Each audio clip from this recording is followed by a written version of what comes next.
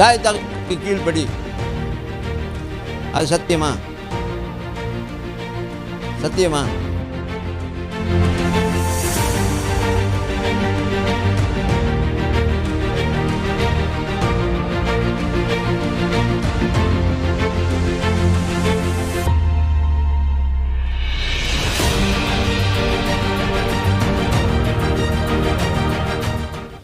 தாய் தகப்பனுக்கு கீழ்ப்படி. அது சத்தியமா? சத்தியமா? ஆஹா, சத்தியமா?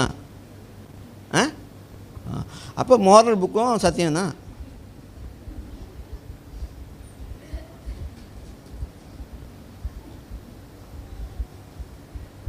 பார்த்தீங்களா, நான் சொல்ல டிஃப்ரெண்ட் காமிக்கிறேன். அப்போ தாய் தகம் கீழ்ப்படினா அது சத்தியமா?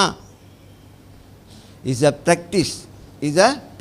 அதை நம்ம கடைப்பிடிக்க வேண்டிய ஒன்று. ஆனால் அது சத்தியம் கிடையாது.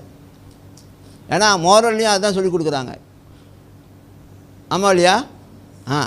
டிஃப்ரெண்ட் காமிக்கிறான், கன்ஃபியூஸ் பண்ணல, டிஃப்ரெண்ட் காமிக்கிறான். அப்போ எது சத்தியம்? இயேசு கிறிஸ்து மட்டும்தான் சத்தியம். நானே வழி சத்தியம் ஜீவனமாக இருக்கிறேன். அப்போ பைபிள் வாசிக்கும் பொழுது நீங்கள் என்ன செய்யணும்னா, you must learn to pick up truths. உங்கள் ஆவி அவ்வளவாக வாஞ்சியாக இருக்கிற மாதிரி, பசியாக இருக்கிற மாதிரி நீங்கள் வாசிக்கும் பொழுது என்ன பிக்கப் பண்ணும். உங்கள் ஆவி மேக்னெட் மாதிரி எடுக்கும். வசனத்தில் இருக்கிற சத்தியத்தை உங்களுக்கு வெளிப்படுத்தல் வரும், தெளிவு வரும்.